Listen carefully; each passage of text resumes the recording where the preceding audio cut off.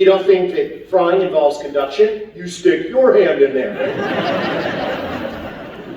Number 2, convection. All right, the power of convection, of course, is defined by the movement, the flow of a fluid. Now, in the scientific world, fluid can be air. It's a fluid, or smoke in your smoker, right? It can certainly be broth in a pot of soup, or certainly the fat in a fryer has a huge amount of convective current and power. Then, of course, there's radiant energy. Right? Radiant energy is what we get off the sun, right? Travels in waves. It's what we feel when we put our hand up near the charcoal or underneath the broiler. It's also what's generated by the magnetron tube in a microwave oven, which we all use to destroy popcorn and leftover coffee. Not many people think about the fact that frying actually does involve radiant energy, but when you're frying oil in a big, heavy-duty pot, like a Dutch oven, that metal is radiating energy into the food. Frying is perfect. It's perfect. So let's see what goes wrong here. Why is this actually lying to us? Let's review the heat transfer, shall we? Let's have a look. The drawer has no heat. I've got a camera here on stage. Let's see if I can angle it. Ah, there it is. That's called a Calrod coil, or a Calrod unit. Anybody remember having like a cooktop in the 60s or 70s? Very often we cooked on these, only in this case it's there for radiant energy, and that's it. Now up above that, there's a little bitty fan. I'm going to spin it. Oh, there it goes. You see it? Little bitty thing. It's kind of like a metal version of the thing you held out of the car window when you were a kid. Right? There, that's it. That's the convection. That's all. What about conduction? None! Zero! Zip! No conduction whatsoever. None. I called up a friend of mine who's a thermodynamicist. I said, what can I do? What can I do? I'm trying to fry without conductive energy. What do I need to do? And she got back to me. She said, well, you need about 300 times more radiant energy and 500 times more convective energy. Right? So I bought 3 more of these. And I hacked them. I put in new motors. I put in all kinds of things. I melted all 3 of them. So what I believe at this point is that we can no longer really think of this as a cooking appliance. This is a bathroom space heater. And a pretty good one. I've tried it. And the innovation, the real innovation, and if you live where it's cold in the winter, you're going to appreciate this, is this drawer right here. This drawer, because you go in the bathroom, right, you heat up the room, right, you go in to take a shower. You put your underwear in the drawer. Right? So you get out, and it's like, you dry off, and it's cold, and you get your underwear out, and you're like, oh, yeah. Oh, whoo, yeah, I like it. So, is there a place in the home? Yes. It's just not in the kitchen. But that doesn't mean, it means that we can't air fry. Not really. Not and get the kind of results that we want. Certainly not the chicken wings I want. But, you know what? If you've got some engineering skills and you're pretty good with tools, if you've got a really big room, like say, an aircraft hangar, if you've got a generator capable of delivering at least 80 amps of AC power, and if you've got at least 2 credit cards with almost no balance, you may not be able to air fry, but you know what? You can jet fry! Ladies and gentlemen, just in time for the holidays, the Jet Fry X4! Just in time for the holidays. The X4 is our newest innovation in the cooking world. There was an X1, there was an X2, and there was an X3. They burned down. We'll talk about that later. Now, please welcome to the stage Team Jet Fry, and you'll recognize them by their angry chicken logos on their lab coats, because this bad boy is meant to cook chicken wings. Now, before we tour the actual device, I want to give credit where credit is due. The person who actually built this device is standing right here. Please say hello to Todd Bailey. Now, everybody here tonight on this stage has worked with me for a really long time, but this is the only human being on earth besides myself to have worked on every single episode of Good Eats. Every single one. He started as the sole member of the prop department, doing things like gluing wobbly eyes onto socks to make yeast puppets, farting and burping puppets. But over the years, became quite a good metal fabricator and eventually one of the show producers. Now, this device has been put together with only items from a restaurant supply shop hardware store, and a marine supply shop. Cole on camera is going to give you a look at this. Here's the main cooking chamber. 260 quart soup pots, made for the military actually, that have been riveted together. As for firepower, as for the actual heat source, if you look around the bottom, there's a manifold containing 16 Wagner heat guns. These are if anybody is a do-it-yourself person, you know that each one of these guns can generate air above 800 degrees. But what about shaking the basket? Aren't we going to have to shake the basket? Well, we're from the deep south, and everybody down there has got a turkey fryer. And turkey fryers usually come with a steamer basket. So we took 2 of them, mounted them onto a drive shaft, and then put a ship's wheel at the end. We've got roto power. Roto power. Our fleet will be in constant motion in the air stream. Now, cooking with something with this much firepower is tricky business. I know, we've ruined a lot of groceries in the test phase. What we've learned is you've got to have data. Thermometric data. So our friends at ThermoWorks, who make the sublime thermopan thermometer, get one if you don't have one, made us a system that has 4 remote probes inside the vessel that are hooked up to Bluetooth transmitters that are shooting their data to an iPad on Elizabeth's command station, which looks hauntingly familiar if you were here for the first act. Now, we need a lot of information during the cook. Elizabeth will be delivering that using my favorite voice of hers, which I like to call her sci-fi movie computer voice. It goes like this. Self-destruct in 15 seconds. I like it. Now you're going to notice, before we load this, you're going to notice something. If you look inside these baskets, these are just raw, unfinished aluminum surfaces, okay? We don't have nonstick surfaces in there because this thing gets too hot. Remember, if nonstick surfaces get over about 550 degrees, they can give off toxic fumes. You don't have to worry about that in most air fryers because they don't get that hot. This thing gets really hot. So we can't have non-stick, but we can add just a little bit of standard no-stick spray. Commence the lube.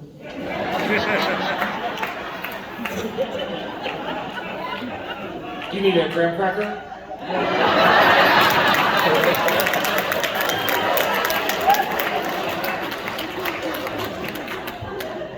Your girlfriend's here in the audience tonight, isn't she? Chris? Do you need a graham cracker? Okay, let me finish this. No, I don't need a graham cracker. I don't.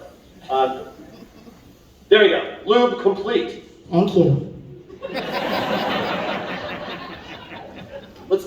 Let's talk about food. How many pieces of chicken wing did I say could go in the air fryer? 6. Is that enough? No. I don't think so either. No, I think 15 pounds would be better. Bring forth the chicken. 15 pounds of chicken wings. 15 pounds, all dusted in a special seasoning powder of my own design. If you'd like the home recipe, which cooks 2 pounds in a toaster oven, it's in the back of the program from tonight's show. So, 7.5 pounds into each basket. Each well-lubed basket, I might add. Todd and I will latch these bad boys and insert cotter pins to make sure that the baskets do not open during rotation. Hatch is closed. Perfect. What's next? Initiate jet fry rotation. Rotation. Because we have found that even when liberally lubed, if the baskets aren't moving, when the heat turns on, the whatever's in the baskets will definitely stick. They just get too hot too fast. So rotation will prevent that. What's next? Activate heat units level 1. Level 1. So in order to maximize the quality of the cook while minimizing the amount of smoke produced, we're going to cook in 3 stages. First stage, about 250 degrees to render subcutaneous fat out of the chicken wings. Then we'll boost to level 2. That's going to get us close to 350 degrees, at which point that's going to actually cook the chicken through. Then we'll boost to high, get up to around 500, a little higher, and that will actually allow the chicken to fry in its own fat. And that oil will not be able to drip away because the chicken will be in constant motion. All right, Todd's going to keep it moving all the time, occasionally reversing course. Crazy Ivan. 5 people got that, I swear, in order to maximize the doneness. Now, before we move on to the next part of the conversation, can I get the house lights for a second? House lights, please.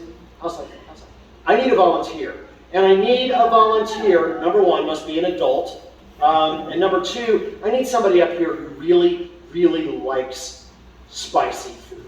Really likes chicken wings. Really, you really like chicken wings?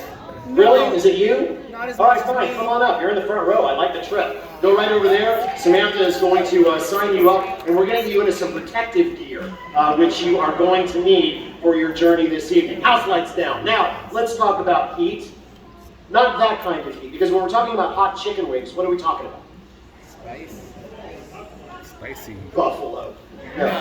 Carolina. We're talking about chili peppers, right? And then what substance in those chili peppers are we concerned with? Capsaicin. Say it again. Capsaicin. Yes, capsaicin. Let's have a look at that compound now. There it is. Capsaicin. Now I know we've got at least one chemist in the audience. Doesn't know crap about food, but no, I'm just kidding, I'm kidding. You just set me straight whenever I get anything wrong here. Capsaicin here looks kind of like a tadpole, a chemical tadpole. Over on the left, that's the head. We call that an aromatic ring or an aromatic group, right? And that has some very curious characteristics, which we'll get to shortly. And then there's this long tail.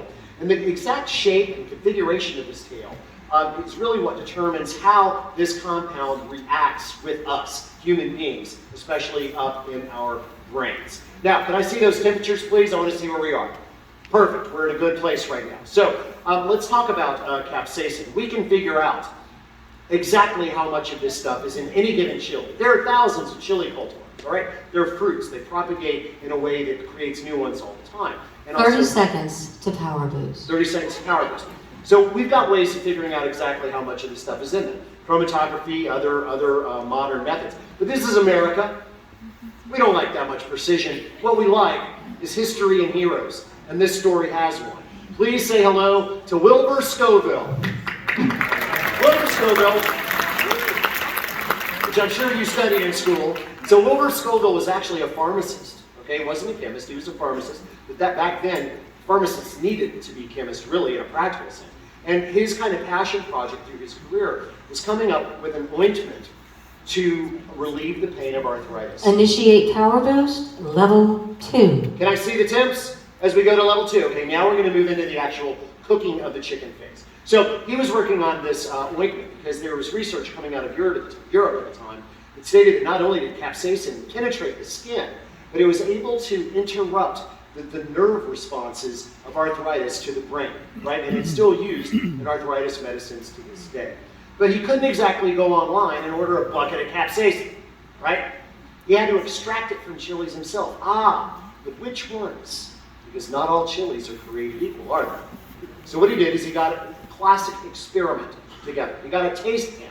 Now from what I've read, it was about anywhere between 12 and 15 people. You may know better than I. That's just from what I've read. So imagine 12 to 15 people. He made liquid extracts of a bunch of chilies. And he also made up a big old vat of sugar solution. Now, sugar is not the most effective thing for getting the heat out of your mouth, but it does work somewhat. We won't get into why.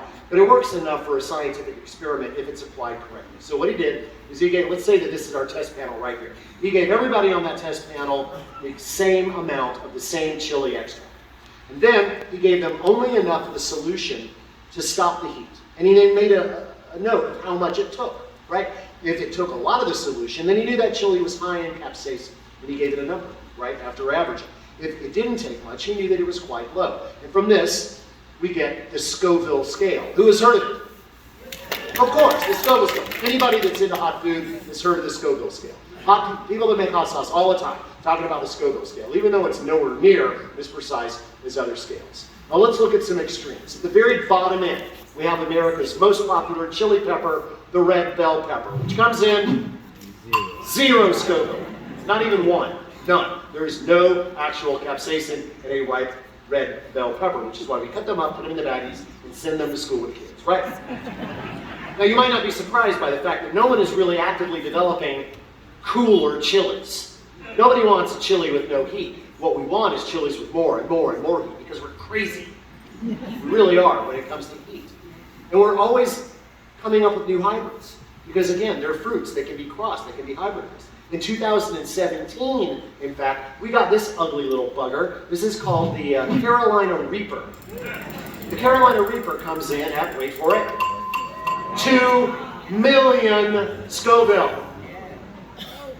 Now, about a year after it was developed, I had the opportunity to taste one right off of the plant. And I did, and this is a reenactment of what happened. I started to sweat, my hands started to tremble, and then my head exploded.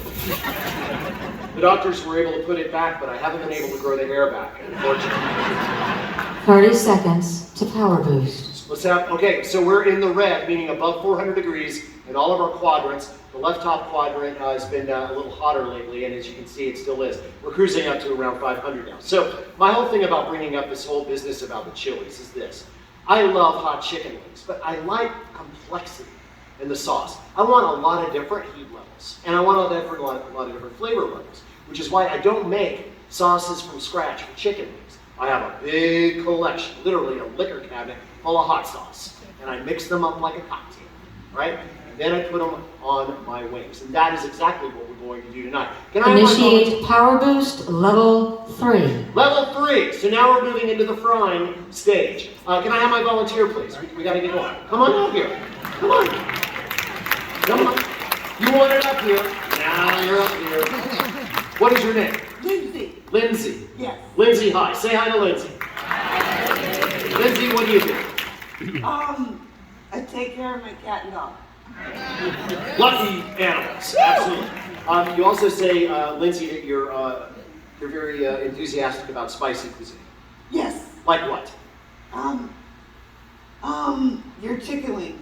You haven't had my chicken wings. I know, but I'm getting excited. Okay, well, let's see if we can keep that going. You guys will notice that Lindsay's got some protective goggles. She'll need those in a bit. And this, well, we'll explain that in a moment. Lindsay, how do you feel about science? It scares the bejesus out of me. Okay, me too. Me too. Which is why I like to mix it with gambling. How do you? Okay, are we talking your language now? Okay, great, Lindsay, because we're going to do a little gambling tonight. Please bring out the wheels of heat. Listen, step over here just a bit. Step over here just a little bit. Yes, really, wheels of heat. It's too late now. You had a chance. It's so fun, I can't stand it. It's so what? It's so fun, I can't stand it. You don't know if it's fun yet, Lindsay. Okay. Trust me on that. Lindsay, if you would step right over here, we'll review what's going on. These are the wheels of heat. Stay over on that side. So, yes, perfect. As you can see, there's a hot wheel, a hotter wheel, and a holiday wheel. Okay? Now, this wheel, the first wheel, the hot wheel, as you can see, is the names of many hot sauces, some of which should be very familiar to a hothead like you. Things like Crystal or Cholula, Tabasco, Texas Pete, which, by the way, is made in North Carolina. The important thing is that they're very flavorful sauces, but not terribly hot, Lindsay. Everything here is under 10,000 Scoville. Okay? So pretty reasonable stuff, which is why they're so popular and why many of them appear on restaurant tables around the United States. You don't have to make that face. It's not bad. It's not bad. Everything's good. It's good. Then there's this wheel. The hotter wheel contains some very challenging sauces, specialty sauces, some of which are not even legal in the state of California. Oh my goodness. And everything here starts, we've got some things as low as 50,000 Scoville, and then they top up at around 500,000 Scoville, okay? Then we have the holiday wheel. Take a look at some of these names. Ketchup, brisket, shiitake, mushroom, hot dog, sardine, peppermint, cinnamon, peppermint, mac and cheese, sour cream, pickle, Caesar salad. What do you think these names have in common, Lindsay? Besides the fact they're on this week. McDonald's? McDonald's, interesting. I don't remember brisket or sardines at McDonald's. You might be surprised to know these are all flavors of candy cane. Holiday candy canes all come in these colors. So each one of these wheels, Lindsay, has a drawer in the cart of pain.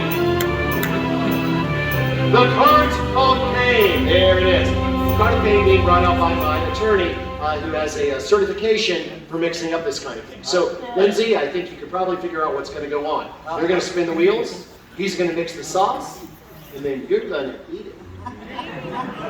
All right? So, here's the important thing, and I really need you to listen to me, Lindsay, all funning aside. These are cheap budget game wheels. They're not the nice stuff. We don't have the money of the Price is Right or anything like that, okay? So what...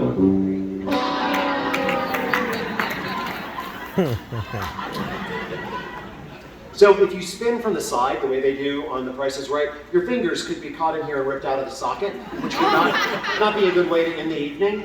So what I'd like for you to do, what I insist you do, is when you spin, stand right in front of the wheel, Lindsay, put one hand right in the middle of the wheel, and then pull straight down, safely away from the metal pointers. I'm going to be safe. You're going to be, I would love for you to be safe if you would. Go ahead and spin that wheel, Lindsay, if you want to. There you go. All right, a very gentle spin, but it'll do. It'll be very effective. So here we've got some sauces going by that most all of you know, right? Things like Tabasco and Crystal, but there are also some specialty sauces on there. Añejo from Nashville, Tennessee, a green sauce. Ancho Morito, which is quite tasty. Dirty Dick's, which is one of my favorite, has some tropical flavors in it. Alton's Choice never happens, so you don't have to worry about that. And I think maybe, could you be getting... Sweet lava. No, it's gonna be Dirty Dick's. So it's gonna be Dirty Dick's tonight, and you're quite lucky. This is a delicious sauce. There's the label of Dirty Dick's, and as you can see, it's got like I can't tell if you think that's a pig or a cow. I can't really tell. What do you think that is? It is a vampire. I didn't see it, but okay. A vampire, which is what I would want on my hot sauce, especially when made in Vermont, where I hear the vampire population is especially bad due to the short days in winter. There's a lot of habanero in here, but there's also some mango and pineapple, so there's some tropical flavors, and it's only 21,000 Scoville. You could probably do shots of this stuff, and it would be perfectly fine. So there you go. There is sauce number one. Now that was a good spin, Lindsay. If you would now put the hotter wheel in motion. Go right ahead, hotter wheel, good spin, there it goes, the hotter wheel is in motion. Again, 50,000 to 500,000 Scoville, some very infamous and notorious sauces on here like the Bomb, Frostbite, Endorphin Rush. There are also 3 Alton's Choices on there. I don't think you're going to get that though. Well, they, Oh, so close. we were close. Endorphin Rush. It's going to be Endorphin Rush. Now, Endorphin Rush is it's a tasty, it's not. It's got a very colorful label, and it's got a lot of stuff in it, but mostly peppers and vinegar, but also some tomato paste and some molasses. So there's some sweetness there. And look at this. It's only 33,000 Scoville. It's nothing. I mean, it's really nothing. You could just do shots of that one. So I tell you what, I'm going to give you a choice. You can spin the holiday, and we'll be adding bad flavors of candy cane to your sauce. Or you can spin this guy again and get yourself a third hot sauce. What's it going to be? What do you guys think? Candy canes? More hot. Well, clearly the audience wants more hot. Give that a good spin. Let's see if we can get something a little more hedonistic, so to speak. Maybe Son of Zombie or Frostbite. We'll see. The wheels don't lie, so whatever happens on any given night is what we're going to do. Can I see the temperatures, by the way? Perfect. Exactly where we want to be. And it looks like you're going to be getting, almost hotter than L. Hotter than L. By the way, do you guys see the fans that are blowing the smoke out? Yeah. Can you smell the chicken? Yeah. Well, we do that so that you'll smell the food that you're not going to get to eat. Some of you may get to. That is yet to be decided. So here we go. Hotter than L, which of course is very hot, obviously, because the label has a brain being squeezed by a skeleton. Yeah. And their little line there is love burns. So this one's made in Florida, and all I'm going to tell you about it, it's 100,000 Scoville. Lindsay. You want it up here, you had both hands up, and you weren't asking to go to the bathroom either. So, there it goes, that's going in. Put your visor down there, if you will. I want to make sure nothing gets, well, come on over, Lindsay, over to the other side of the cart of pain. Here's your tasting spoon. There you go. 30 seconds Step right over to there. shut down. Step right there. Wait, it's got to work. It's got to work. Oh, God. How much have you had to drink tonight? Probably not enough. Not enough? Well, we'll see. The important thing about the shutdown that Elizabeth just mentioned is that when the shutdown happens, we don't just turn the machine off. We inject cold air into it for 3 minutes to stop the cooking so that we don't overcook anything. So you're going to see some gases come out. Nothing to worry about. It's just a little cold air. Now, 10, 9, 8, Go ahead. 7, Yourself a, 6, just a taste. 5, 4, 3, 2, 1. Initiate shutdown procedure. Cold air now going into the device. How do you... Is it hot? Let's talk about what's going on inside Lindsay's head right now. Well, not the whole thing, but, you know, the part with the tongue. Come on over, Lindsay. You feeling good? You feeling all right? No, water is not, that is not what you want. All right, keep that up right there. Now, let's just say, just suffer with me here for a second. I told you. So, let's say for a moment that Lindsay is a human tongue. A human tongue. And this tongue is covered with receptors, nerve receptors, that are there to protect her body. You okay? Are you gonna be all right? Can you suffer for just a second? Okay, all right, no, maybe not. Okay, let's just get this done then. She's a human tongue, and these are capsaicins from inside the chili pepper. That aromatic group that I was talking about has the ability to pick locks. It can pick the locks on our neuroreceptors. So when she put that sauce in her mouth, boom, it sticks.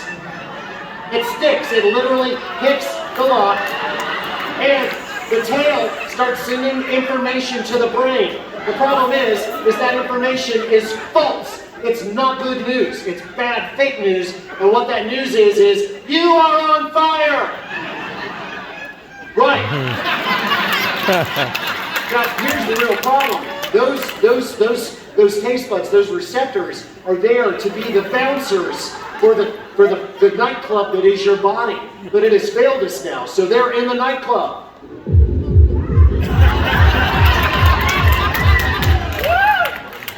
I thought that was going to be worth it, but I'm not sure now.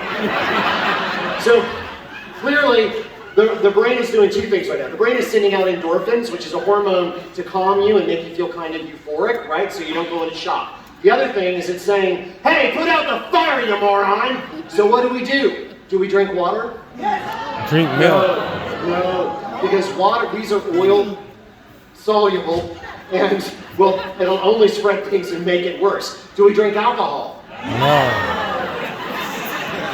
Yes, we do. We do drink alcohol. It doesn't make this better at all, but we do it. No, what we need is a detergent. We need a detergent. And in the chemistry world, really a detergent can be described as almost any substance can grab hold of this and remove it. What? Michael Gray knows.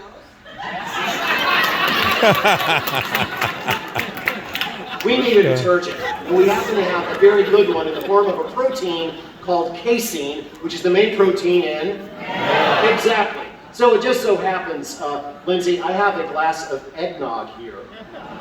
It's not terribly good eggnog. It has no alcohol in it. It's store-bought. Would you like some? What is it? Eggnog? It's a... I've never had eggnog in my life. Give it a try. It's got casein in it. It will cool down your mouth. Get a good mouthful, swish it around. Yeah, I don't like the way it tastes either. I didn't tell you it tastes good. I told you that it would help the heat. Because right now what's happening is the casein is grabbing hold of these and pulling them off of her tongue. Science! That's how that works. That is why when you go to a Mexican restaurant with really hot salsa, you get a side of sour cream, right? And when you go to an Indian restaurant, you get a glass of the lassi, which is based on buttermilk. And certain members of the capsaicin family, because there's actually a lot of related molecules, or rather compounds, respond well to citric acid, which is why in Southeast Asian cuisines, like Vietnamese and Thai cuisine, lime is served on the side, not just for flavor, but for heat. You still want some chicken? Okay, now she's hungry. Stand right, I want you to stand right over here, out of harm's way. There you go, Lindsay. All right, if you guys look, there is a camera underneath the jet fried. Todd, if you would please dispense the goodness. 15 pounds of jet fried chicken, ladies and gentlemen, perfectly cooked. Perfectly cooked. Would you say that is perfectly cooked? It is absolutely beautiful. That is going into the bowl. There you go. And of course, it won't be complete without more sauce. No, we want some. There we go. Let me toss that for you to make sure that it's properly applied evenly to each and every wing. There we go. Woo! professional? Oh, you want me to miss? You want me to shoot for your hat? Because your hat will never be the same. And in the morning, it'll have a serious pucker problem. All right. Now, Lindsay, if you would step up to that steaming bowl of goodness. No, I'm doing science. You're the experiment. All I want you to do at this point is to pick a winner, whichever one you want. I was trying to look like one without so much sauce. Good luck. I'm a professional. Let's see if she gets a drumette or a flat. It's hot. It's what? It was heat hot. It is heat hot. So you're not going to pick it up. Oh, That's what leads to the eating, you see, Lindsay, is the picking up. Now, if you would, smell the wing. She's picked a drumette, everyone. Please smell the wing and tell us if you can discern any particular aromas. I can discern my nose is already running. Nose is already running. Good. All right, I guess I'm going to have to take that. Lindsay, would you now please lick the wing?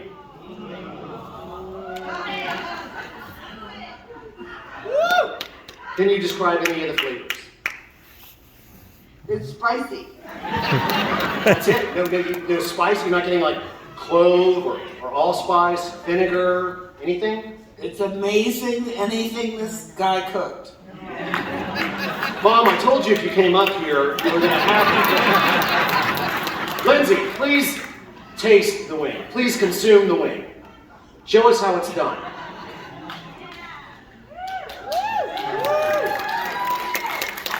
How's it taste? Actually pretty delicious. Delicious! You heard her say it, ladies and gentlemen. Let's have some applause for Lindsay. She's not going to remember this tomorrow. So, actually, you might. Because Lindsay, I'll tell you what we're going to do.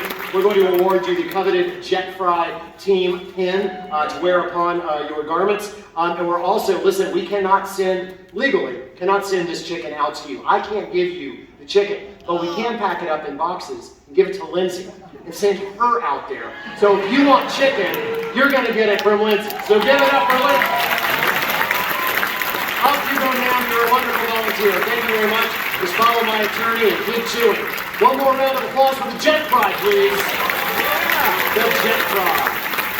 And thus concludes the culinary portion of this evening. Did you learn anything? Yeah. Did you enjoy learning the thing you learned? Yeah. I know this is a school night, but would you mind? We're going to do another song for you off of Reindeer Roasting on an Open Fire. And this is a song that I've been doing around the house for a long time. It is